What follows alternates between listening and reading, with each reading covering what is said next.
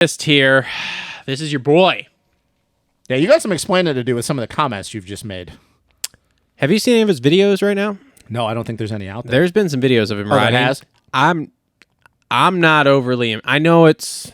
Whatever. But this is what he does, though. I know, but I'm just saying, it's like sometimes you see these guys riding and you're like, whoa. Yeah. Like, that's fast. But those are the guys, though, that usually don't bring that to race day, though. Yeah. I mean, I'll agree, but it's like, there was one I saw the other day and I went, what is he doing? Yeah. He looks like a squid. Like, no offense, he's a great rider. Obviously, he's not walking around in a fucking walking boot from Case in the finish 2021 outdoor champ. Yeah. 2021 outdoor champ. Like, he's great. But, like, it's like when you have that in your head, because the only thing I have remaining in my head about Dylan, outside of fucking Supercross failures, is, like, his outdoor championship and how good he was that year. And so the first video I saw the other day of him riding, I went, what is he looks terrible. Mm-hmm. And then I saw one yesterday and he looked a little bit better. I don't know.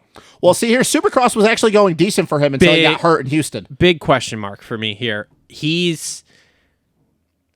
I don't know, because he hasn't been racing. That's the big thing. You look at between last year and this year, the amount of races he's done, not many. No, and outdoors, even less. Because what did he come back last year for? 2 outdoors before Barsha T-boned him? Yeah, it was just 2. It was Unadilla and Buds. Yeah, and then Buds, he got Unadilla T-boned. was rough. He was good in practice. Unadilla was rough because the starts were terrible. And Buds, he got into it with Barsha, and then he obviously didn't race Ironman or Paula. Yep. But what happens when he goes to MX of Nations, though?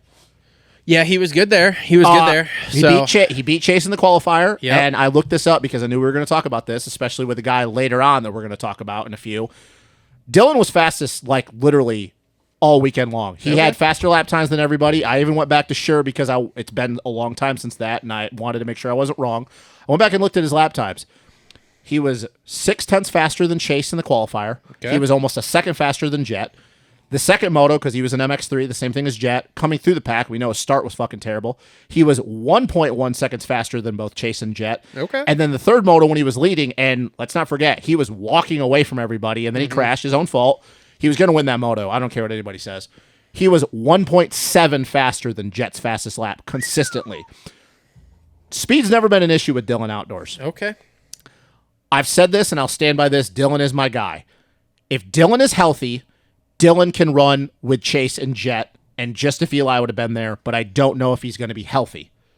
If that Dylan that showed up in MX of Nations shows up, it's going to be a 3-man war all summer long. Mm-hmm. But we don't know, is he going to be healthy? So it's like, is he going to come in and he's just going to try to get on the box and try to put in motos, put in consistency, and then if he gets healthy halfway through the year? I don't know Dylan's going to show up at the beginning of the year, but I'll tell you this, if he gets through healthy and he gets to be the guy that he was in 2021 and the guy that showed up at MX of Nations, it's not going to be a 2-horse race. Now, maybe he's too far behind to win the title, so it's just going to be about winning motos and proving a point. But for me, the biggest thing is he going to be healthy?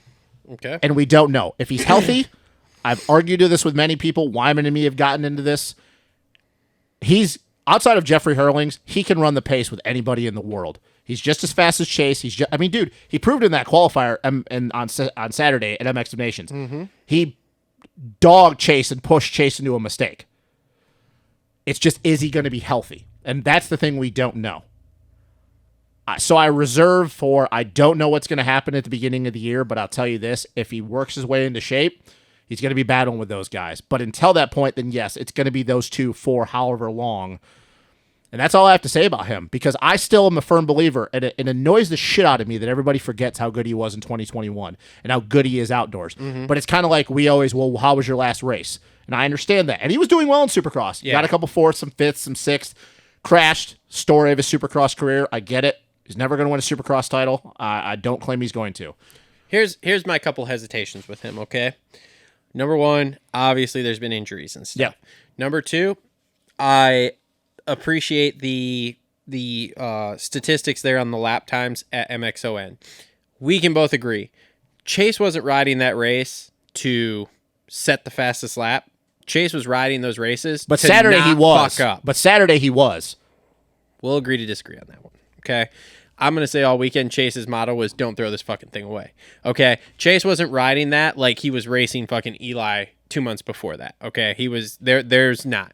So Hey, I'll tell you this though. Be careful with what you say right now though, is because then you're going to contradict yourself when you start talking about Jet. yeah. So my thing is, like with Dylan here.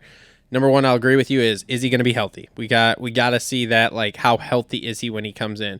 Number two, I totally agree with you. In 21, he was fantastic. Like, he was so good outdoors. But here's the thing that might be lost in this. When he won that title, he was still having shit starts. So, he was. So the big question is can he get a shit start? And I know there's not a lot of guys to come through at this point. But depending upon how long it takes him to get there, if his starts are still shit, how far checked out are these other two? Because Chase and Jet starts are on point. But what if he gets starts? They're going to go. If he gets starts, then it's a whole different ball game. But I'm just saying, if you went back and averaged 21, because that's why the Dylan Danger Zone was a thing, because he got shit starts and he had to come through.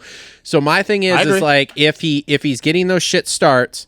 And with the level that it's gone to, and I will agree, at MXON, he rode fantastic. And like you said, you can go down to the nuts and bolts of it, which is the numbers of his lap times were faster. But he also went out there of, hey, I've got nothing to lose, and I need to prove that I'm as fast as these guys. And he did, okay? But then again, I think there was some different, the Jet thing's different, but I think with the Chase thing, there were different intentions going in. Jet's thing was, do not fucking toss this weekend away. Yeah. We need to win this. Yeah. Jet's a completely different story. Jet, who knows what the fuck Jet was thinking? Yeah, I don't think Jet knows. I don't think Jet knows. Jet doesn't know. I don't think Jet knows what Jet's so that's thinking. a completely different story. And so yes, he could very well be faster. Starts than and Jet. healthy. Can we both agree on that? Starts and healthy. Yes. Because if you have those two things, can you agree that he can be there with those guys? Yeah. It's the two things though, and that's the thing is I've never disagreed with you on that. Is the starts and how healthy he is, because we don't know that. So can we agree that if he gets to the point where both of those aren't a problem, we're good? Yeah. If he, but it's just then there's a high probability he can run with them. Is it just going to be where are we going to be at? And that's the thing is I don't know, because I don't know how healthy he's going to be going into Paula this coming weekend. And the big thing is too is like, okay, we obviously saw them race Des Nations, but Now you've got Jet has been on a 450 since the first break is what I think everybody's been talking about is like the first 250 break there. Yep. He's been riding 450. Like he hasn't been riding the 250 other than to race it on the weekends from what I understand. Yep. And then you've got Chase obviously has gone through this Supercross title and everything else here.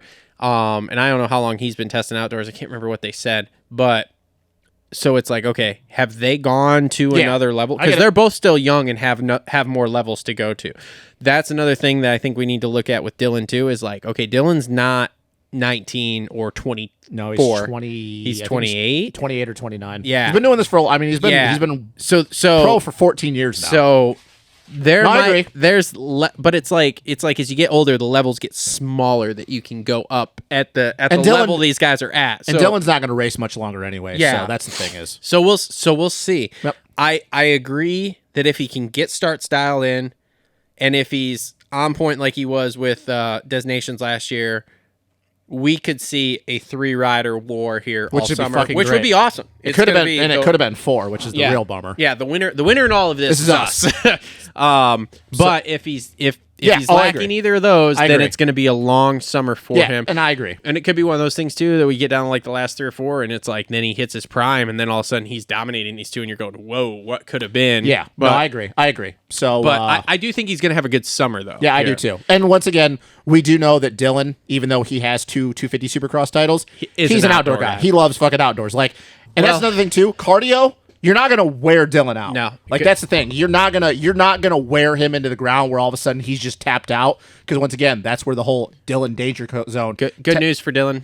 Barsh is not riding the first few rounds, so he's not there to torpedo him. So we'll be good. So all right,